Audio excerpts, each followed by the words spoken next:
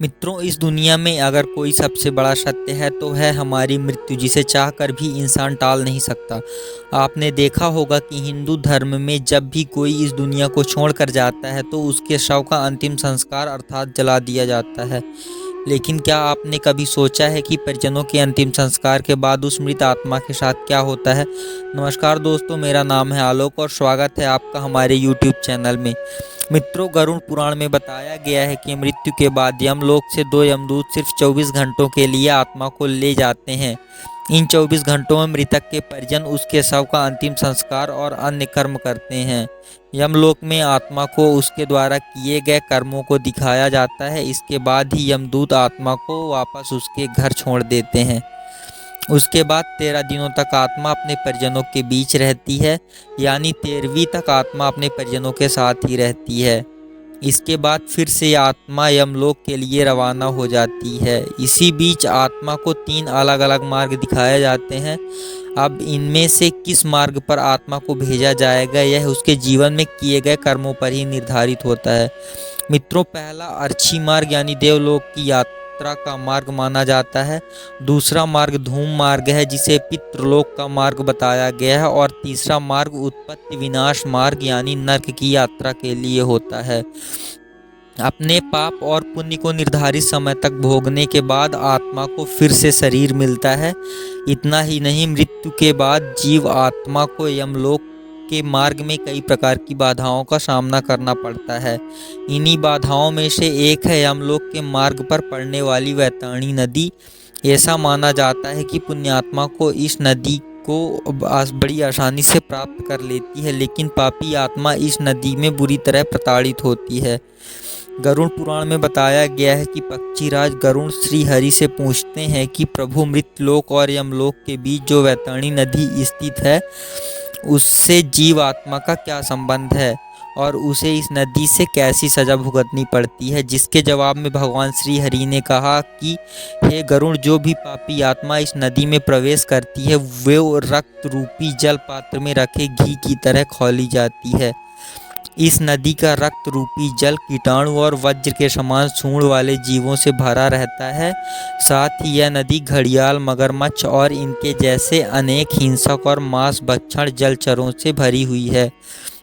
नदी में जैसे ही आत्मा का प्रवेश होता है वो 12 सूर्य की गर्मी के समतुल्य तपने लगती है। उससे उस महाताप में पापी चिल्लाते हुए करुण विलाप करने लगता है। जब ताप उससे बर्दाश्त नहीं होता तब वह दुरात्मा उस भयंकर रक्त रूपी जल में डुबकी लगाने लगती है। मित्रों, जिन लोगों ने अपने जीवन में पाप किए होते हैं उन्हें नरक भेजा जाता है, वहीं जो अच्छे कर्म करते हैं उन्हें स्वर्ग की प्राप्ति होती है।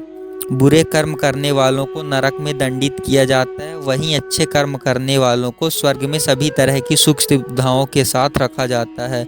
गरुड़ पुराण में बताया गया है कि जिन आत्माओं को स्वर्ग में स्थान मिलता है उन्हें यमराज स्वयं अपने भवन से स्वर्ग के द्वार तक छोड़ने जाते हैं, जहां अप्सराएं उनका स्वागत करती हैं। वहीं जो लोग सिर्फ अपने बारे में सोचते हैं और जीवन भर किसी दूसरे का हित नहीं करते उन्हें नर्क में स्थान मिलता है। बता दें, गरुड़ पुराण में अलग अलग नरकों का भी जिक्र किया गया है जहां मृत आत्मा को पापों की सजा मिलती है। इसके अलावा गरुड़ पुराण में अंधात्मक श्रम नर्क के बारे में कहा जाता है। यह नर्क उन पति पत्नियों को यातनाओं के लिए है जो अपने साथी को केवल लाभ या उपयोग की एक वस्तु समझते हैं। इस नर्क में उनकी आत्माओं को मारा जाता है। ये सिलसिला बहुत तेज गति से चलता है। वहीं तमिश्रम नर्क में उन लोगों को जगह मिलती है जिन्होंने अपने जीवन में दूसरों की संपत्ति हड़पी होती है। यहाँ उन्हें तब तक मारा जाता है जब तक कि वे बेहोश ना हो जाएं।